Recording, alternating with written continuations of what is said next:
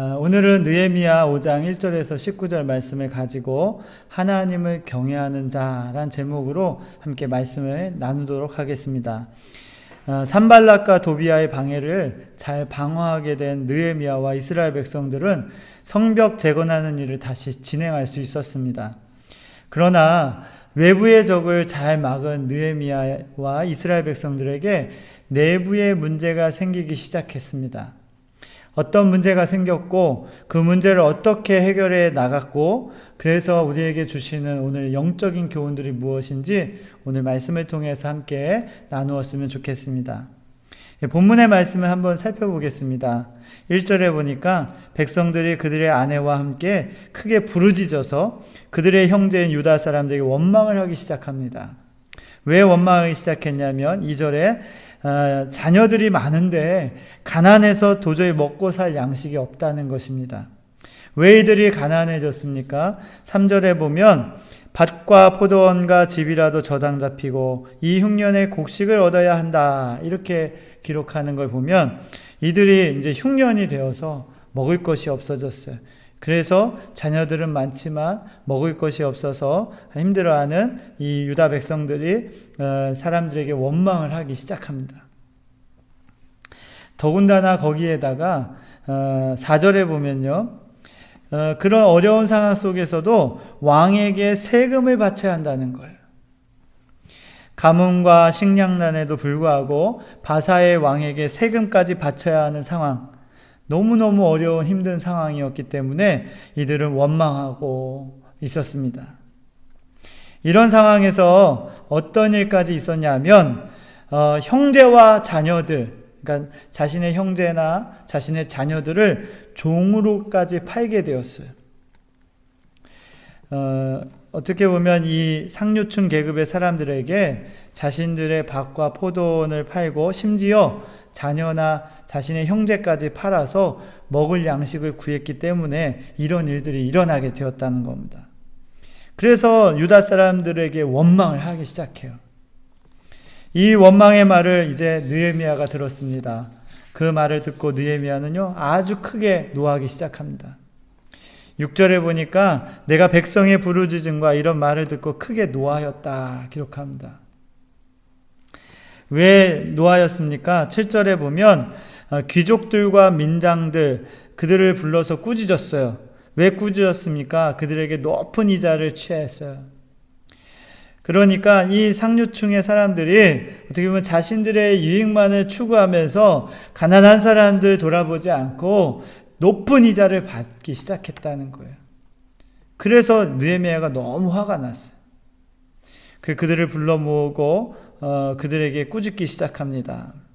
8절에 이렇게 꾸짖어요. 그들에게 이르기를 우리는 이방인의 손에 팔린 우리 형제 유다 사람들을 우리의 힘을 다하여 도로 찾았거늘 너희는 너희 형제를 팔고자 하느냐, 더구나 우리의 손에 팔리게 하겠느냐라고 하면서 아주 호되게 꾸짖기 시작합니다. 그러자 그들이 잠잠하여 말을 하지 못해요. 그때 느헤미야가 또다시 이야기합니다. 9절에 보면 내가 또 이르기를 너희의 소행이 좋지 못하도다. 우리의 대적 이방 사람의 비방을 생각하고 우리 하나님을 경외하는 가운데 행할 것이 아니냐. 이방 사람들이 비방하는 거, 하나님을 경외하는 마음을 가지고 너희의 소행이 지금 좋지 않으니까 좀 바꿔보자 라고 이야기하는 겁니다. 어떻게 바꾸느냐? 10절 11절 말씀을 함께 보겠습니다. 나와 내 형제와 종들도 역시 돈과 양식을 백성에게 구워주었거니와 우리가 그 이자를 받기를 그치자. 또 그런즉 너희는 그들에게 오늘이라도 그들의 밭과 포도원과 감람원과 집이며 너희가 구워준 돈이나 양식이나 새 포도주나 기름의 100분의 1을 돌려주자, 이렇게 제안을 합니다. 귀족들과 민장들이 어떻게 했을까요? 그들은 감사하게도 다행히도 이 느헤미야의 말에 순종합니다. 12절에 그들이 말하기를 우리가 당신의 말씀대로 행하여 돌려보내고 그들에게 아무것도 요구하지 아니하리이다 라고 약속합니다. 그래서 느헤미야는요, 이들에게 맹세하고 만약 이것을 지키지 않는 사람에게는 내가 지금 옷자락을 막 털고 있는데 그것처럼 하나님께서 너희들 털어서 빈손이 되게 할지도 모른다 하는 저주를 딱 선포해 줍니다. 그러다 이들이 어떻게 해요? 아멘 하고 화답하고 또 백성들은 하나님을 찬양합니다. 그렇게 한 다음에 느헤미야는요, 또 자신의 이야기를 들려줍니다. 자신이 그동안 어떻게 의롭게 행동했는지를 말해주고 있어요. 이것은 앞서 자신들의 유익만을 쫓아서 가난한 사람들을 돌보지 않은 그 귀족들과 민장들에게 나는 이렇게 살았다라는 것을 말해주고 있는 것입니다. 왕으로부터 받을 수 있는 총독의 생활비가 있었어요. 그것은 유다 사람들에게 받도록 되어 있었습니다. 그러나 이 느헤미야는요, 그 권리를 포기했습니다. 이유가 무엇이었어요? 백성들의 부역이 아주 중함을 알고 자신도 헌신한 거예요. 또 자신보다 앞서 있었던 총독들은 백성들에게 양식도 포도주도 또 은 40세겔도 빼앗았다는 표현이에요. 그것을 받았지만 자신은 하나님을 경외하는 사람으로 이같이 행하지 아니했다라고 밝히고 있습니다. 오늘 15절 말씀, 이 말씀 잘 이렇게 눈여겨보셨으면 좋겠어요. 그리고 그는 이런 상황 속에서도 총독의 녹을 요구하지 않았으면서도 매일같이 유다 사람들 그리고 민장들 150명을 불러서 함께 식사를 대접합니다. 거기에는 이방인들도 있었어요. 그만큼 150명의 사람들을 매일같이 식사 초대해서 그 음식을 나누어 준 거예요. 그들을 위해서 소와 양과 닭과 포도주를 매일 준비해서 나누었습니다. 이렇게 한 이유가 뭐냐? 18절의 말씀에 나오지만 이 백성의 부역이 중함이었더라 라고 기록합니다. 이 백성들 부역하면서 어렵게 힘들게 생활하는데 내가 호의호식 할 수 없다는 거죠.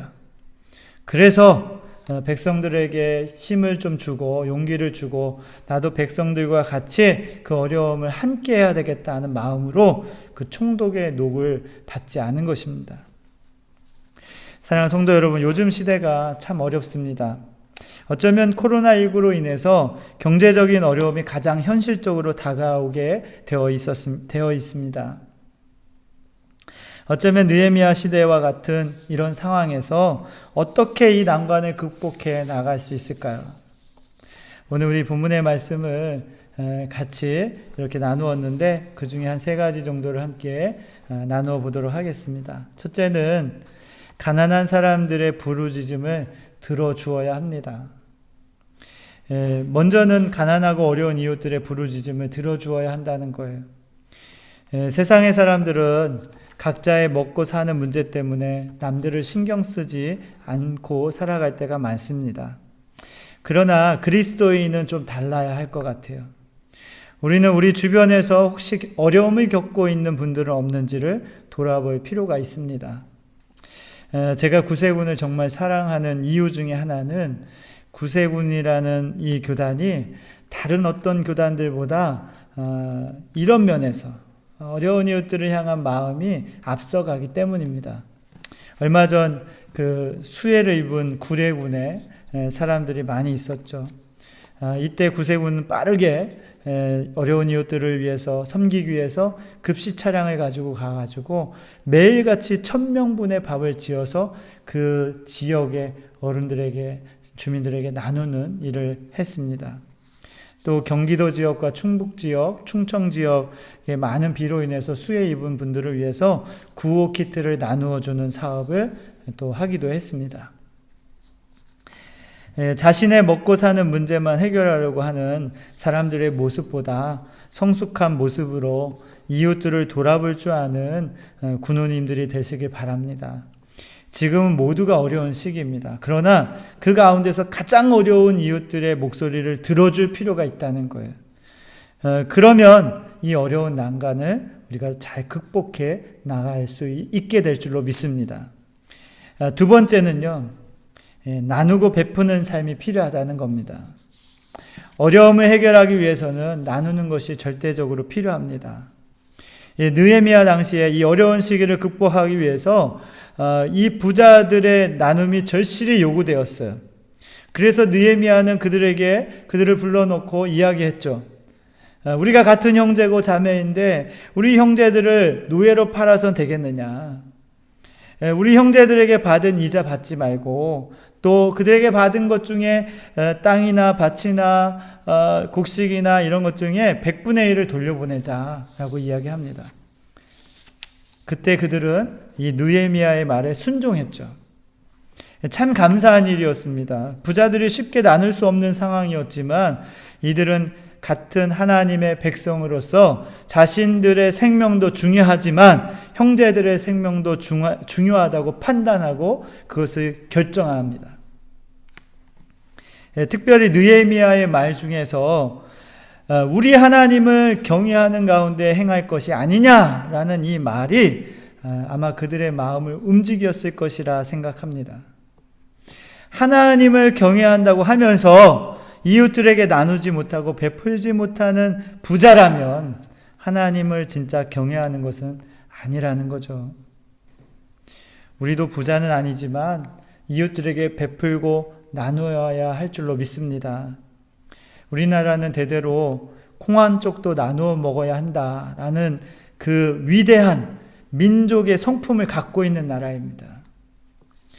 이런 마음을 가지고 서로 나누고 베푸는 시간들이 있기를 바랍니다. 이 콩 한 쪽이라도 나눌 수 있는 마음만 있다면 우리는 이 어려운 난관을 극복해 나가게 될 줄로 믿습니다. 마지막 세 번째는요, 내가 먼저 해야 된다라는 겁니다. 느헤미야는요, 총독으로서 부하게 살 수 있는 조건이 있었습니다. 총독의 녹을 사람들에게 요구할 수도 있었습니다. 그런데 그는 그것을 하지 않았어요. 오히려 자신에게 있는 것을, 자신에게 주어진 권리를 포기했어요. 그리고 사람들에게 어떻게 매일같이 150명의 분을 음식을 나누면서 베풀기 시작했어요. 이건 스스로 본을 보인 것입니다. 말로만 형제를 배부르게 하라, 춥지 않게 해라 하는 것, 그것은 누구나 할 수 있는 것이죠. 자신에게 주어진 것을 가지고 나누면서 행하면서 먼저 본을 보일 수 있는 사람은 많지 않을 것입니다. 근데 느헤미야가 그렇게 한 거예요. 그런데 이 느헤미야의 마음이 어땠을까? 그는 어떻게 이렇게 나눌 수 있었을까 생각해 보니까 오늘 15절 말씀, 아까 제가 15절 말씀 잘 눈여겨보라고 말씀드렸지만 여러분 이 15절의 말씀의 이 고백이 그의 어떤 마음에 있었기 때문에 이것이 가능하지 않았느냐라는 마음이에요. 여러분 15절 말씀에 느헤미야는 이렇게 말합니다. 마지막 부분에 보면 나는 하나님을 경외함으로 이같이 행하지 아니하고, 어떻게 행하지 아니했다는 거예요? 전에 있었던 총독들처럼 백성들에게 양식과 포도주 그리고 은 40세계 빼앗지 않았다는 거예요. 왜? 나는 하나님을 경외하는 사람이기 때문에 그렇다는 거예요. 나는 하나님을 경외하는 사람이기 때문에 오히려 그들을 빼앗는 것이 아니라 나누고 베풀었다라고 이야기하는 것입니다. 여러분 얼마나 멋진 고백입니까? 하나님을 경외하는 사람으로 이웃들을 먼저 돌아보고 본을 보였던 이 느헤미야의 마음, 느헤미야의 모습 얼마나 보기가 좋습니까?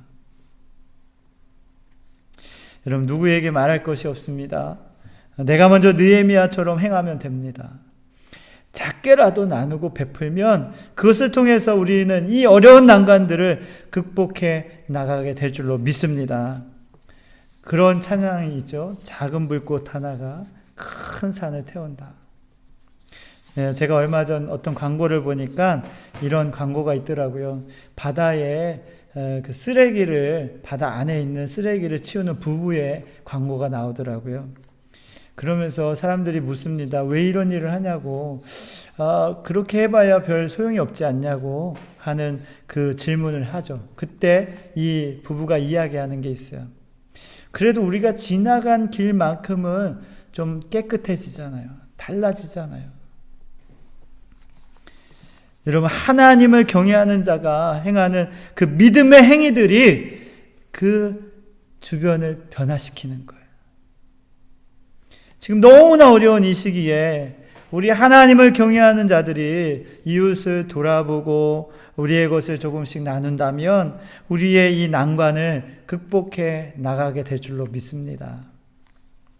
사랑하는 성도 여러분, 오늘 느헤미야 말씀을 통해서 어려운 난관, 이 내부의 문제, 가난한 사람들의 문제, 총독들의 그 부함의 문제, 이런 것들을 느헤미야는 정말 하나님을 경외하는 자의 모습으로 이것을 잘 해결해 나가는 모습을 볼 수 있어요. 사랑하는 성도 여러분, 우리도 그런 모습으로 좀 나아갔으면 좋겠습니다. 하나님을 경외하는 자로서 우리 어려운 이웃들을 좀 돌아볼 수 있는 마음을 가지셨으면 좋겠어요. 나도 힘들지만 나보다 더 어려운 이웃들을 좀 돌아볼 수 있는 마음이 있었으면 좋겠습니다. 그리고 돌아보는 것뿐만 아니라 내게 있는 것 중에 좀 나눌 수 있었으면 좋겠어요. 그것을 통해서 그들에게 조금이나마 위로가 되는 그런 시간들을 좀 만들어 가시면 좋겠습니다. 또 네가 해라, 네가 했으면 좋겠다, 돈 많은 사람들이 하겠지, 이렇게 생각하지 마시고 내가 먼저 했으면 좋겠습니다. 내가 먼저 조금이라도 나누면, 실천하면, 행하면 그것을 통해서 우리 주변이 변화되고 또 우리의 모습을 통해서 하나님의 영광이 드러나고, 지금 교회가 정말 어렵잖아요.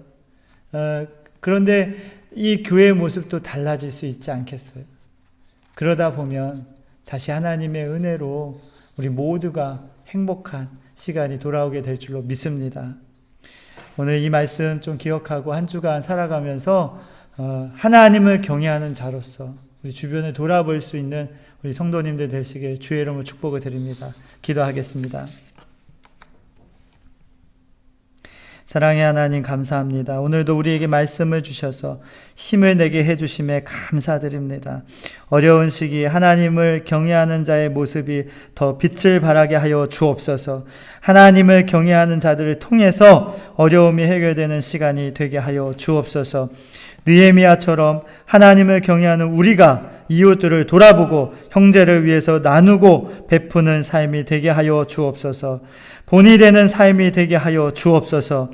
그래서 이 어려운 난관을 극복해 나가고 우리 나라가 또 교회가 다시 회복되는 귀한 시간이 되게 하여 주옵소서. 한 주간도 지켜주실 줄 믿사옵고 예수 그리스도의 이름으로 기도드리옵나이다. 아멘.